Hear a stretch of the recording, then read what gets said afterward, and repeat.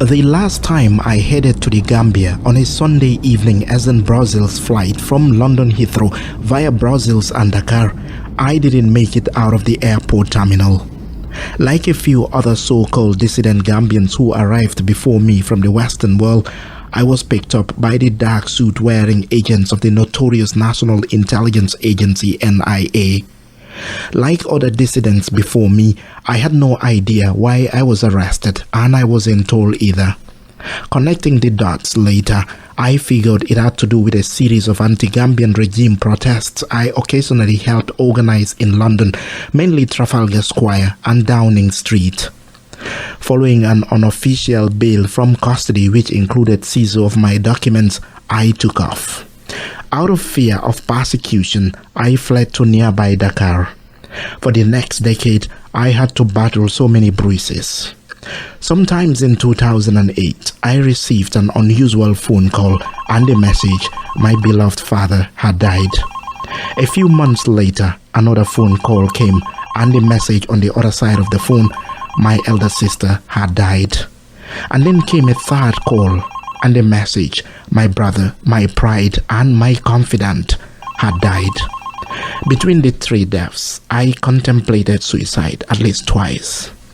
I was only held back by the thought of the trauma my death would put my poor mother through. And then I decided to let it go and move on. But on a daily basis, I longed to go home. I was missing home. Exile became more and more difficult for me. I couldn't take it anymore, but I had no choice. For years, I was scared of the sound of a telephone ringing. I hated it. Each time my phone rang, I thought I'd be told that my mother was no more. My mind was constantly fixed on that nightmare, and that was my routine for the next 2 years. The more the nightmare continued, the more I missed my family, and the more I wanted to be back in the Gambia. I knew the Jammeh regime would fall and I would go home, but I always thought it would happen after decades of dictatorship. When it became clear that Jammeh had lost the December 2016 election to Adama Barrow, I cried many a time and I shed so many tears. To fast track the long story, I traveled to Senegal-Gambia border town of Karang to be close to Banjul in anticipation of Jammeh's exit and my return home. On January 21st at around 10 a.m., 48 hours after Jammeh lost his constitutional mandate to be Gambia's president, I crossed the border into the Gambian soil. The feeling was a mixture of everything: fear, anxiety, sadness, excitement, just everything. I told a group of foreign journalist friends who were traveling with me that whether or not I proceeded to Banjul will depend on how the security agents and officers treated me at the first Gambian security checkpoint, just 100 meters from the Senegalese border point. I was still nervous that I could end up being arrested and persecuted even at those dying days of Jammeh and his dictatorship. So I walked into the security office to tender my passport, and interestingly, some of the officers recognized me from my TV appearances and Facebook and immediately came hugging me and thanking me for quote-unquote contributing to the fall of Jammeh's rule, end of quote. One after the other, they reminded me of what I had said on TV or Facebook and gave me more hugs and love. I was relieved. And as an immigration officer stamped my passport, the officers hugged me one more time and welcomed me into the country and wished me well. One mission accomplished. The next obstacle was how to cross the Denton Bridge, which separated Banjul from the rest of the mainland Gambia, including my village. There was always a heavy military presence, and I was worried that someone there might recognize me, and that could be bad news.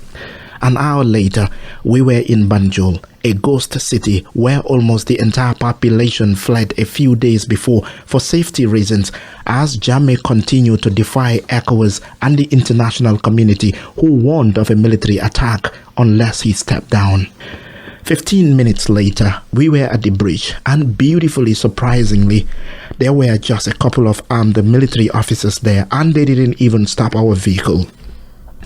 As soon as we passed them, my two foreign journalist colleagues shook my hand and congratulated me with broad smiles. Very much in the Gambia, I asked our driver to just drive around town to anywhere. I wanted to feel the warmth and humility of the Gambia, my home. I wanted to emotionally feel attacked. I wanted to make sense of my presence and everything.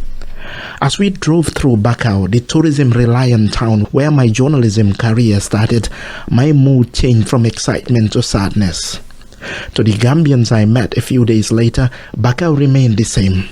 For me, it was a different place, a new place from the one I left. The more we drove around other areas, the more I felt sad and lost and confused. Nothing made sense to me. For the next 48 hours, I embarked on walk around town mission to visit places that were dear to me when I was around. But everything had changed. A place where I left a lovely restaurant, I found a pharmacy. A bookstore where I used to go to read or buy books, I found a Mauritanian-owned grocery shop. I was confused. I felt like a stranger, a foreigner in my own country. I struggled with everything, including the value of the local currency, dalasi. For a distance where people paid $100 as taxi fare, I was charged and I paid $500. I did this a few times before a friend told me it wasn't right. On day 3, I headed to Brikama, my hometown. I was nervous that I'd break down the moment I set eyes on my mother. I was driven by my cousin and friend, and we rang my mom about my coming just 10 minutes before I arrived at the house.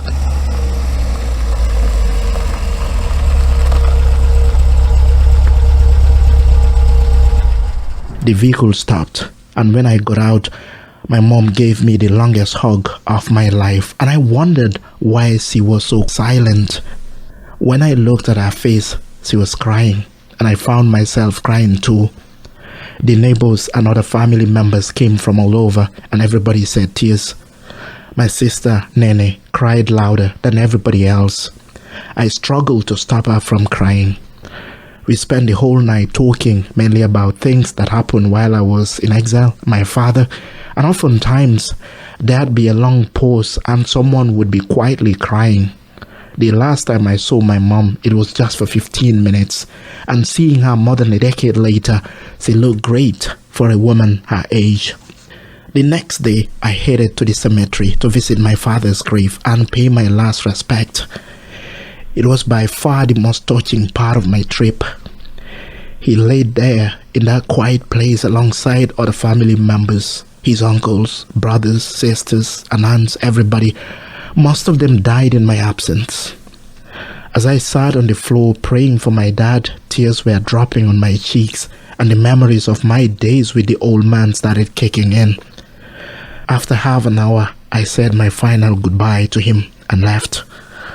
I left broken, and for the entire journey back to Banjul, I never said a mumbling word to my cousin who was driving, and he remained quiet.